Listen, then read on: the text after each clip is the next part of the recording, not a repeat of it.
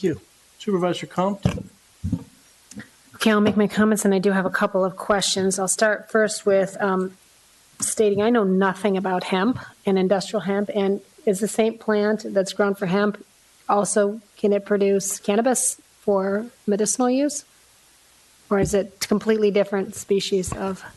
It's a different species, but it's under the same genus. So cannabis is the type of plant, and then the different species beneath it. So it doesn't produce medicinal or recreational. Well, if you're growing for hemp, industrial hemp by definition has less than 0.3% of THC, which is the psychoactive cannabinoid in the cannabis plant, whereas other strains have higher levels of THC, which give you that. Okay. I just don't know enough about it to lump it together and not lump it together. So I guess I would be interested in bringing back another discussion about that. Okay, so I'm just going to go through the different things that we've talked about. So I will say that, I have a great planning commissioner, as we all do, but I'm not willing to just, they're not hearing from the constituents like we're hearing from the constituents. I'm 2 days I spend out in my district meeting with people, and they're bringing me questions about marijuana or issues about it, whereas they're not going to my planning commissioner. So when my planning commissioner sits at a meeting and hears from people, it's mostly going to be advocates that, like you all here, that want this in the industry. I think we had 90% of the people that spoke today are interested in no caps and no limits. So I want to get my input in, and I'm not saying that they're going to bring back something that's incorrect. I just think they're going to hear a different perspective than we hear meeting with our constituents as the elected officials. I have some concerns about treating it like an ag crop because I'm leaning towards specialty crop, but with the regulations in ag. And when you look at, I think the difference is it's not an ag crop like the traditional ag growers. When you look at any other crop in this county, for the most part, or vegetables, et cetera, those are long-term family farms that have been growing the same crop for years. The kids take over the business. They've grown up around ag. When you look at, say, the California Valley for cannabis, these are all new people that have just gotten into the business. So it's a completely different learning curve. So I'm hesitant to lump it in with ag because it's completely different farming.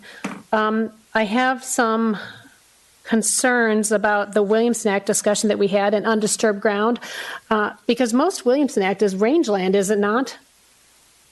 It's rangeland and undisturbed ground. It varies. You can qualify with irrigated crops or dry farmed crops or a combination. Isn't it mostly dry farmed crops? You can't do, most people aren't doing full-blown vegetables or grapes on Williamson Act, correct? I don't have the numbers, but I would suspect we have a high number of grazing and dry farm. Okay, so I don't know if I'm real crazy about saying you can't do it on undeveloped ground. I think I understand why the questions about CEQA, but I think that is a little bit of a disadvantage there. I agree with Supervisor Gibson in running with the land permits. I don't like that idea, and I used to think that was okay at previous meetings, and then people have brought this whole process is such a learning curve for us. So people will bring up things and say, well, such and such can happen if you do that, and you go, oh yeah, that makes sense. So I used to be more in favor of it, and I'm not so much now. I think we have to look at the water impacts. I mean, we just made a major decision on not watering a golf course and millions of dollars impact to the county. And then we go ahead with this and don't take any water considerations into the discussion. So I think that's a big issue. I know right now I have people that are calling me where someone is growing and they're sharing a community well where maybe 4 homes share a well, and they're very concerned that their well is running dry because of a cannabis crop that was put in during our urgency ordinance. So that's an issue to me. The odor issue is just opening up a can of worms. That's the number one complaint we get when it comes to this subject. And you can smell it at 300 feet. So I know you guys want 100 feet, but you can smell it at 300 feet. And these are people that have had their homes in place. Cannabis growers have come in subsequently and established, and they're making it miserable for some of these people to live. So I don't know what the answer to that is, but it's such a subjective category, smell. Can you smell it or not? Is it offensive or not? I do see benefits in, and I will say that most of the nurseries are in, I think all the nurseries are in my district, the southernmost district. So I do see some benefits in putting it in a nursery versus out in the open because there's less smell and you can contain the smell. There are benefits in that. I know we've talked about, I had staff pull a list of the urgency ordinance by district, and when you look at the two districts that are the most impacted with the highest number of grows, it's Supervisor Arnold's with 300 plus and mine with 47. When you look at, for example, Supervisor Hills, it's 9. It's with Supervisor Gibson's, it's 18, and with Supervisor Pashang's, it's 39. So I know that there's talk today in not wanting to put limits by district, but you see where there have been two districts that have been really impacted compared to the other two districts. I also would be in favor of having the same guidelines for coastal or inland. Why should it all happen inland and not coastal? So I'm okay with keeping those guidelines the same if you want that. I don't want one or two districts so severely impacted and not happening to the other districts. And I think that may be one of the reasons why some of the supervisors that are more liberal in their guidelines and wanting no limits, because they're not getting the calls like those of us that are in You're the welcome in District 3. What's that? He says they're welcome in District 3. Okay. They're not getting the calls that we're getting where, when you have 300 in one district, for example. So I would like caps, and I would like some kind of a per district cap. I don't know if 100 is the correct number, but there has to be something in my mind, or you're going to have California Valley, which has been out of control. When it comes to nursery sites, I've gone back and forth on this one, and I do think that the nursery issue is a little bit of a different issue because, like I said, the number one issue that I get calls about is smell, and if you have nursery plants, you don't have the smell issues as you do with mature plants. So I'm more lenient when it comes to the nursery issue and growing and counting those in the numbers than I am with the full mature plants. When we look at selection of permit holders and the allocation of permits, something that hasn't been mentioned so far, but I would like to add to the discussion is giving some kind of a preference to our local growers. I mean, if I'm hearing the conversations that have taken place in California Valley, those aren't mostly local growers, and they come in, they don't have a tie to the community. They, in some instances, leave their debris and trash the area. And I think if you have local growers, they are vested in the community. They live here, they work here, and I think there's a greater likelihood that doesn't happen. So if there's some kind of a process, I don't really like the lottery system. I don't really like the points-based system. But if we could give some kind of a preference to our local growers first, I would like that. I would prefer that. Distribution of permits, again, I don't want one district completely unduly burdened. I know Supervisor Arnold said she was looking at, did you say we limited rural lands? We limited it in rural lands, which was is that what California Valley is, rural lands? Residential suburban. Yeah. Residential suburban. Okay, so then Supervisor Arnold said keeping it out of all residential.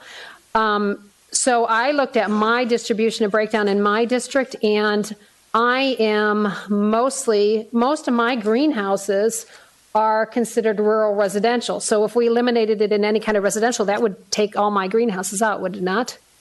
That would be correct. And I don't think that's fair to do because there are some that want to do it. So where I'm more concerned is residential neighborhoods, not so much rural residential, which is, I mean, I don't want to say it's like ag, but it's farther out of the area where homes are. So if you eliminated all residential, you would take every greenhouse out. I sat here thinking about, I don't really know how that looks down South County. I know how it looks up in North County. You would have a lot of greenhouse growers upset with you on that one.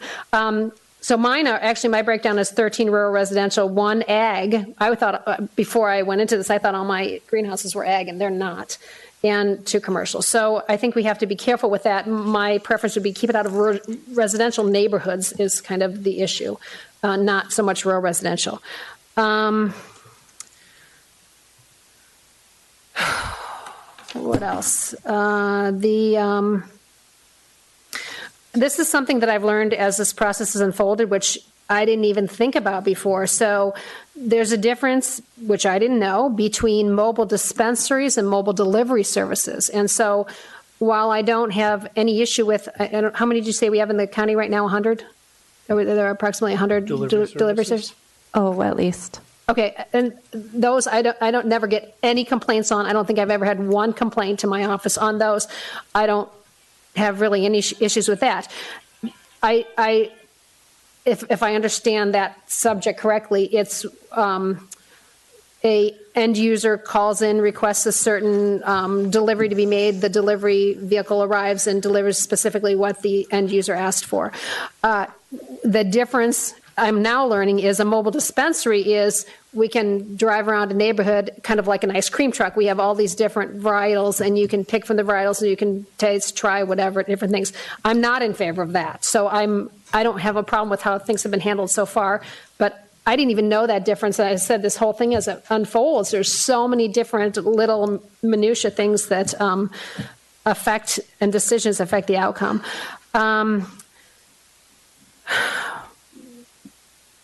Limiting land use per site, I think we have to do that to some degree. I don't know what the answer is to that, but I think we have to limit it somehow to the site. We were given a possible selection criteria list of things to look at. I'm in favor of background checks. I'm in favor of having landowner permission, because what's happening in California Valley now is a lot of people are going in there without the permission of the landowner and doing it. I am in favor of setbacks because of the smell issue, and it is a significant issue with people, and it does stink. Unfortunately, so does broccoli when it's rotting. I don't have any disagreement with that. Broccoli stinks, but it's to a lot of people that are already established, and cannabis grows move in next to them. It is significant, and it impairs their lifestyle. But again, the odor thing is so subjective. I don't like this one that was on the possible selection criteria about proof that the landowner does not have a federally involved loan, because I think almost all landowners that, almost everybody has a mortgage on their property. So I think if you leave that in there, or you consider that, you're taking out 99% of you're only allowing the rich basically then to hold these permits, and anybody else that has a mortgage on their property can't do it. So that's kind of I think an unfair hurdle to make people jump through. Make sure that I mention everything else. I like the idea that somebody mentioned today about considering a land use permit renewal after every 5 years. I don't know if it's 3 or 5 years, but I like that idea. Hadn't heard that before today. I also agree with Supervisor Arnold that we did tell everybody that when they made the investment, that you're not grandfathered in if you choose to make this investment and you do it now. That's the choice that you make, but you're not grandfathered in. Just looking to see if there's anything else that. The delivery services, when we talked about this, allowing you have to have a local storefront delivery, a dispensary, brick and mortar, then to deliver. I don't think that's fair. I think then that limits, then we're being limited by what Grover Beach allows. And if Grover Beach allows 5 of them, then those are the only 5 that have a lock on the county right now, when we have over 100 coming in now. So I think that is not fair at all to do, to just limit it to those that have a brick and mortar, when that's not what we're doing right now. And what we're doing right now doesn't seem to impede on anybody, and nobody seems to have any complaints about it. So I guess those are my comments. Okay, thank you.